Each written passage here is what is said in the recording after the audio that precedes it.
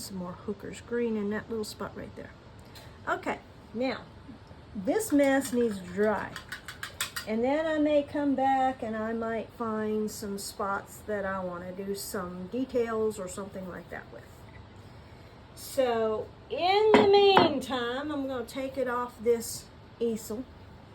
I think my light's still on. I guess I can't tell because it's gotten more light outside. Okay, so I'm going to grab the sketch of the Cardinals that I made based on my own Cardinals out here that live on my property, and they come to the feeders and I watch them when I'm drinking my coffee in the morning.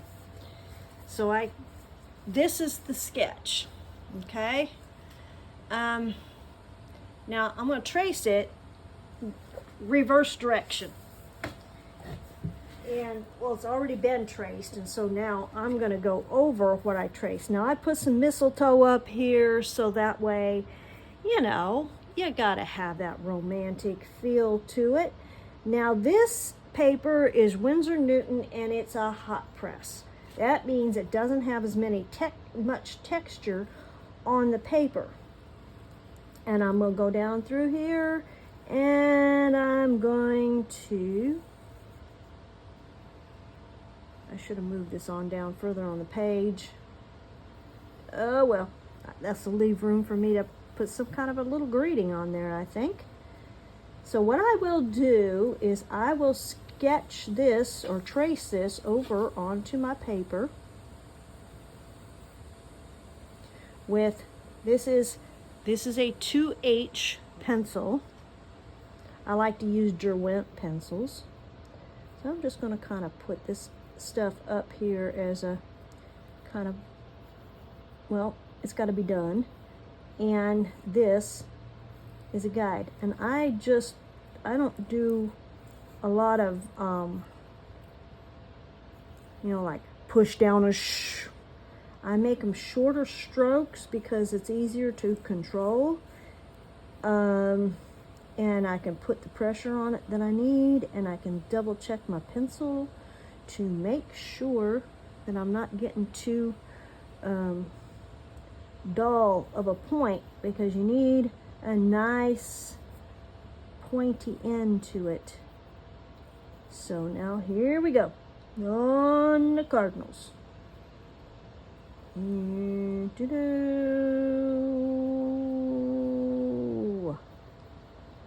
Come on, guy. Kiss her good. Actually, they're giving each other food, and this is part of their courtship.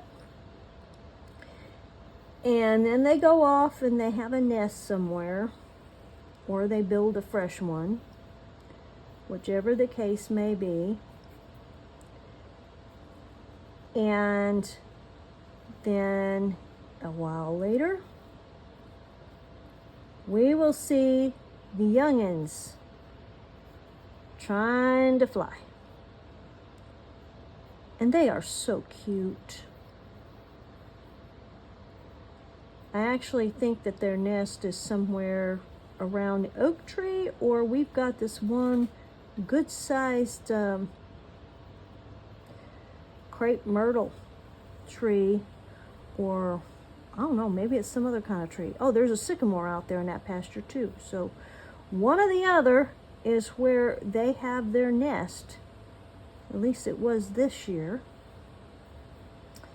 And it was so awesome to watch. And then they come up to the feeder and they eat. And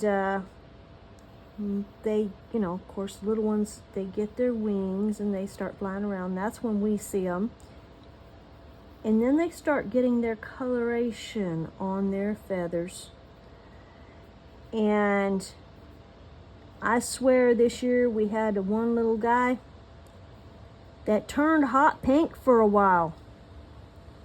Hadn't seen that one before.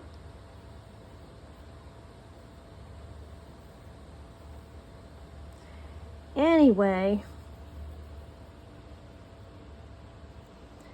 we will get this done. Okay, so her beak comes in here to overlap his. And she's under here. So she has her beak open.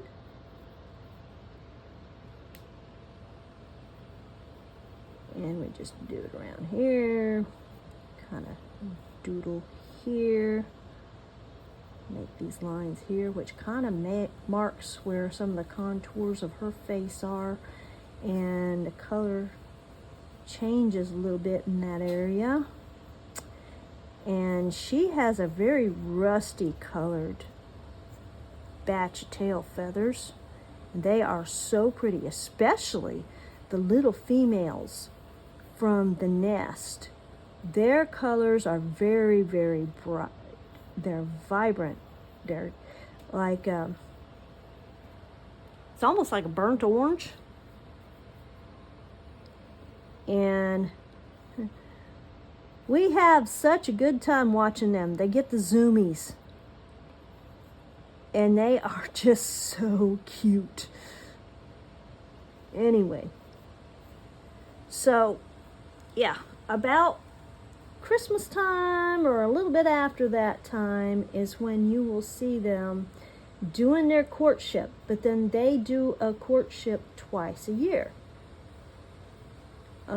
At least ours do.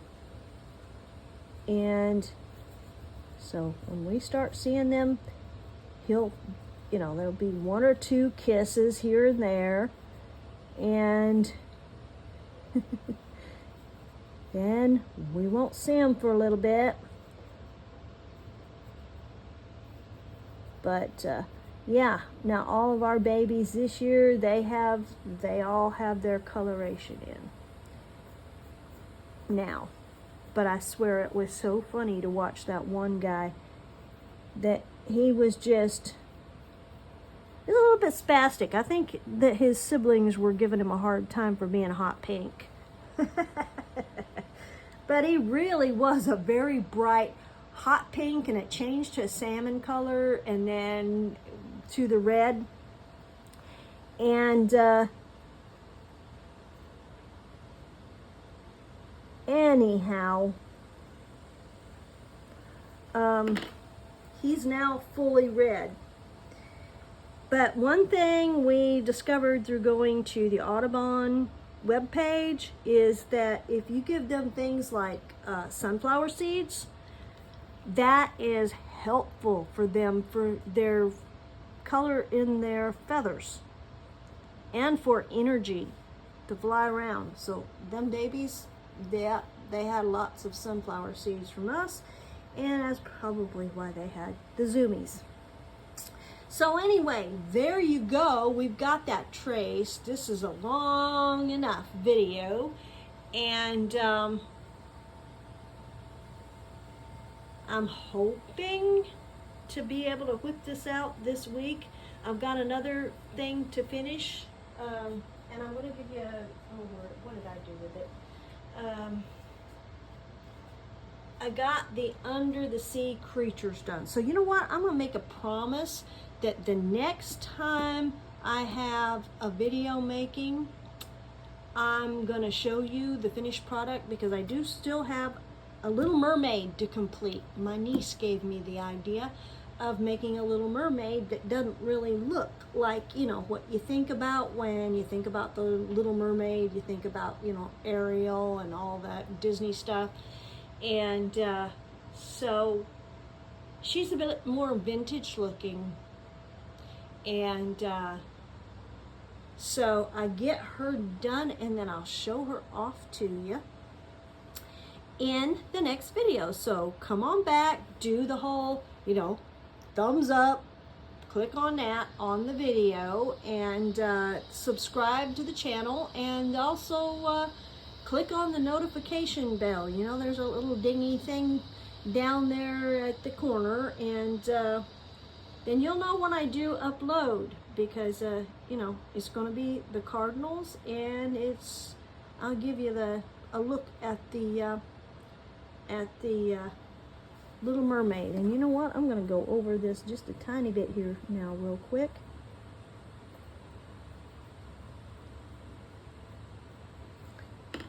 And then I'm going to test it, look at it on the other side and see if I need to go over it again. But like I said, this is hot press paper.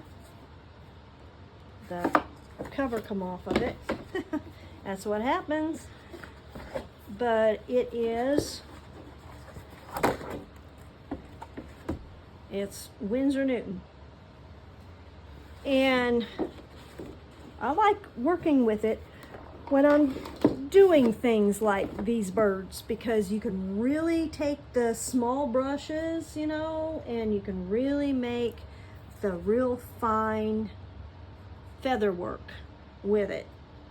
And I love it when I can do that. So, okay, like I said before, this video is long enough, and hope y'all have a good rest of your week. I will post a video as soon as I get some things finished, and I will look forward to seeing you then. Bye for now.